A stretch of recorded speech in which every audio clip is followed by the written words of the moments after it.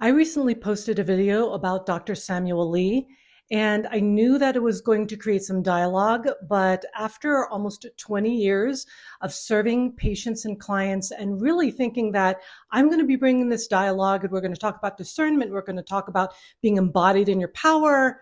No, this is what I got instead.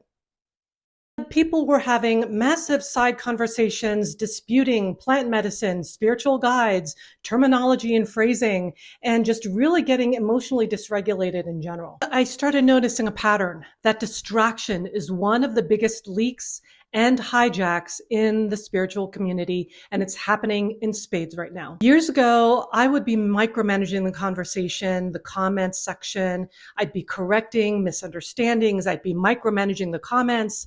This time, however, I'm just like, it's not that important. It's not that important. No one's going to die. And usually people who are doing more than you are never putting you down for showing up. And most of the time, people who are leaving comments that are not helpful, that are not kind, and that don't contribute in a healthy way to the conversation are actually simply projecting their fears onto you. And I've gotten to understand this in the past couple of years because I do activate power in others, particularly in my clients and at secret sites all over the world. And I've come to realize that when people are reacting to me, they're not reacting to me.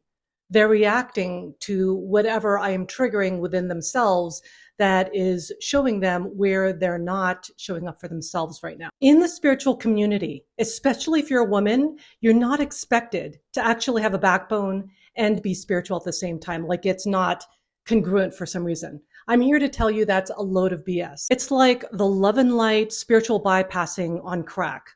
They expect you to not have any discernment, to have no proper energy, healthy boundaries, to not have a spine, to not have any discernment about energy, and to always be gentle, to talk gently, to make everyone feel nice. Empath, that is not your job. And after posting that most recent video of Dr. Samuel Lee, I learned about a very special phenomena that has been researched for 20 years, and it's called the online disinhibition effect. Basically, when people are behind a screen, they say things they wouldn't say to your face. He goes on to give 6 factors on what makes people behave differently online, and 2 of them stood out to me. One is called invisibility, which basically means you can't look at the person in their own eyes, face to face. And so that makes you react in a certain way that you may not react if you were in front of that person physically. And the other fascinating factor was called solipsistic interjection, which basically means they've created a story about you without knowing who you are in real life. The more emotionally charged people get, such as in reaction to the most recent video or anything that is a current event topic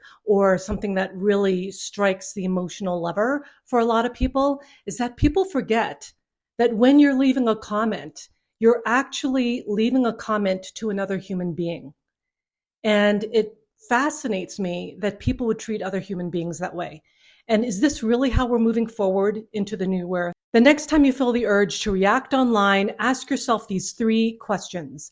Number 1, what is my intention with leaving this comment? Number 2, is it coming from the most healed version of myself right now? And number 3, am I grounded in my heart at this very moment and in my body? That kind of consciousness is the kind of energy that does create change.